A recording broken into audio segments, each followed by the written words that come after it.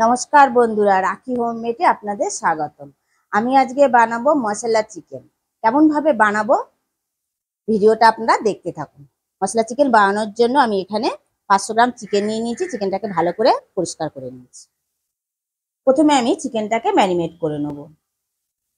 1 চামচ দিলাম আদা রসুন পেস্ট, 1 চামচ দিলাম ভিনিগার, 1 চামচ দিলাম নুন, কালারের জন্য দিলাম 1 চামচ কাশ্মীরি লঙ্কা, ঝালের জন্য দিলাম 1 চামচ ঝাল লঙ্কার গুঁড়ো, দিলাম 1 চামচ গোলমরিচ গুঁড়ো, পরিমাণ মতন দিলাম সর্ষের তেল, 1/2 চামচ দিলাম হলুদ। এবার সমস্ত কিছু দিয়ে মাংসটাকে ভালোভাবে মেখে নেব। মেখে আমি আধ ঘন্টা রেখে দেব। এবার মূল রান্নায় ফিরে এলাম। গ্যাসটা জ্বালিয়ে দিয়ে কড়াটা বসিয়ে দিয়েছি। কড়াইতে এবার আমি পরিমাণ মতো সর্ষের তেল দিলাম। তেলটা গরম হয়ে গেছে। ফোড়নে দিলাম 3টে এলাচ, দিলাম লবঙ্গ, দিলাম দারচিনি, কিছুটা দিলাম গোটা জিরে, দিলাম বড় এলাচ, আর দিলাম গোলমরিচ আর একটা তেজপাতা। এবার আমি ফোড়নটাকে ভেজে নেবো যতক্ষণ না ফোড়ন থেকে একটা সুন্দর গন্ধ বেরোয়। ফোড়নটাকে ভেজে নিলাম। ফোড়ন থেকে একটা সুন্দর গন্ধ বেরিয়েছে। এই সময় আমি এখানে 4টে পেঁয়াজ কেটে রেখে দিয়েছিলাম, মাঝারি সাইজের পেঁয়াজগুলো দিয়ে দিলাম। এই চিকেন রান্নাতে পেঁয়াজের পরিমাণটা একটু বেশি লাগবে।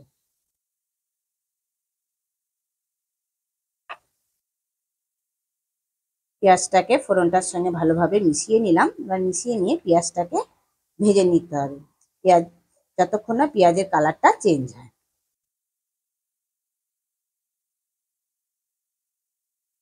দেখুন বন্ধুরা, পেঁয়াজটাকে ঠিক এই রকম স্টেজ পর্যন্তই আপনাদের ভেজে নিতে হবে। বেশি ভাজা যাবে না। বেশি ভাজলে আবার পেঁয়াজটা একটু তেতো ভাব চলে আসে। এবারে আমি এখানে দিলাম 1 চামচ আদা রসুন পেস্ট। আর এই আদা রসুন পেস্টটাকেও পেঁয়াজের সঙ্গে মিশিয়ে নেব। মিশিয়ে নিয়ে কষে নেব যতক্ষণ না আদা রসুনের কাঁচা গন্ধটা যায়। পেঁয়াজটার সঙ্গে এরকম আদা রসুনটা ভেজে নিলে পেঁয়াজটাও ভালো মতন নরম হয়ে যায় বা ভাজা হয়ে যায় এবং আদা রসুনের কাঁচা গন্ধটাও চলে যায়। পেঁয়াজ আদা রসুন সব ভালো করে কষে নিলাম। মশলার কাঁচা গন্ধটা চলে গেছে। এবার আমি 2টো টমেটো পেস্ট করে রেখে দিয়েছিলাম, সেই টমেটোটা দিয়ে দিলাম। দিলাম 1 চামচ নুন,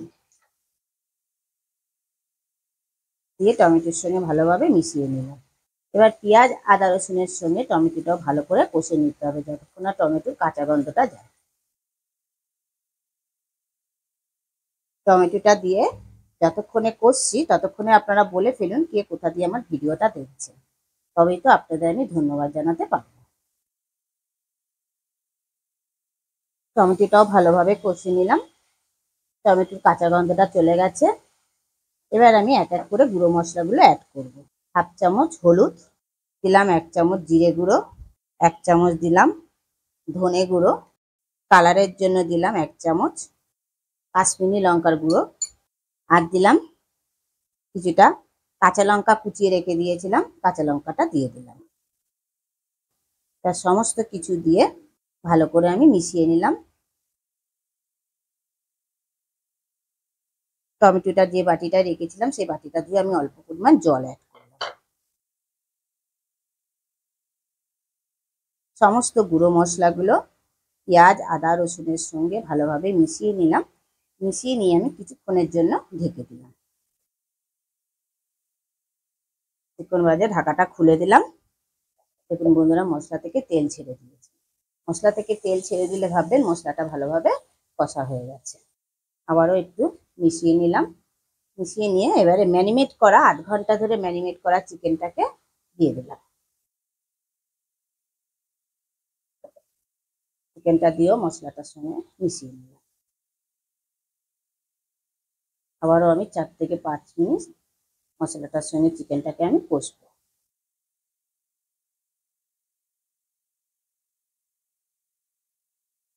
চিকেনটা আমি মশলাগুলোর সঙ্গে ভালোভাবে মিশিয়ে নিলাম। মিশিয়ে নিয়ে আবারও কিছুক্ষণের জন্য কিছুক্ষণ বাদে ঢাকাটা খুলে দিলাম। খুলে দিয়ে আবার একটু নাড়াচাড়া করে দিলাম। এবার যে চিকেনটা যে বাটিটার মধ্যে আমি ম্যারিনেট করে রেখেছিলাম সেই বাটিটা ধুয়ে আমি অল্প পরিমাণ জল অ্যাড করলাম, দিলাম কিছুটা পরিমাণ কসুরি মেথি। কসুরি মেথিটাকে দিয়েও আমি চিকেনের সঙ্গে মিশিয়ে নিলাম।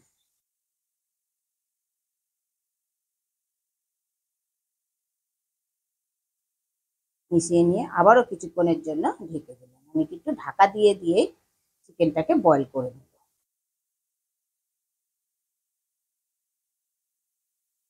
আবারও কিছুক্ষণ বাদে ঢাকাটা খুলে দিলাম। দেখুন বন্ধুরা, পুরো তেল ছেড়ে দিয়েছে, মাংসটাও 80% সেদ্ধ হয়ে গেছে। আবারও এটা নেড়ে দিলাম। নেড়ে দিয়ে আমি 1 কাপ জল অ্যাড করলাম। জলটা না দিলেও চলে, যাদের ঘরে একটু ঝোল যারা পছন্দ করেন তারাই জলটা অ্যাড করবেন। যেহেতু আমার ঘরে একটু ঝোল লাগে সেই কারণে আমি অল্প পরিমাণ জল অ্যাড করলাম। এবার যারা না পছন্দ করেন না, যারা মানে শুকনো শুকনোই খেতে পারে, তাদের জলটা না দিলেও তাদের মিশিয়ে নিলাম। জলটা দিয়ে মিশিয়ে নিয়ে আমি 5 মিনিটের জন্য ঢেকে দিলাম মাংসটা বয়েল হওয়ার জন্য। 5 মিনিট পর ঢাকাটা খুলে দিলাম, চেক করে নিলাম চিকেনটাও সেদ্ধ হয়ে গেছে আমার। মশলা চিকেনটা অলমোস্ট কমপ্লিট। উপর দিয়ে একটু ধনেপাতা দিয়ে দিলাম, কোনো ধনেপাতা দিয়ে আমি চিকেনের সঙ্গে মিশিয়ে নিলাম। মিশিয়ে নিয়ে গ্যাসটা অফ করে দিলাম। আরও 3 থেকে 4 মিনিট আমি স্ট্যান্ডিং টাইমে রেখে দিলাম। 4 থেকে 5 মিনিট স্ট্যান্ডিং টাইমে রাখার পর ফিরে এলাম। মশলা চিকেনটা আমার পরিবেশনের জন্য রেডি। দেখুন বন্ধুরা, দেখতে কতটা লোভনীয় হয়েছে, তাহলে খেতে কতটা সুস্বাদু হবে। রুটি, লুচি, পরোটা, ফ্রায়েড রাইস, পোলাও সব কিছুর সঙ্গে খেতেই অসাধারণ লাগবে, এবং কি গরম ভাতের সঙ্গে খেতেও অসাধারণ লাগবে। আপনারা ঘরে অবশ্যই ট্রাই করবেন, করে আমাকে কমেন্ট বক্সে জানাবেন। ভিডিওটা যদি ভালো লেগে থাকে তাহলে একটু শেয়ার করে দেবেন, যাতে আপনাদের বন্ধু বান্ধবরাও দেখতে পারে, বা তাদেরকেও দেখার জন্য একটু সুযোগ করে দেবেন।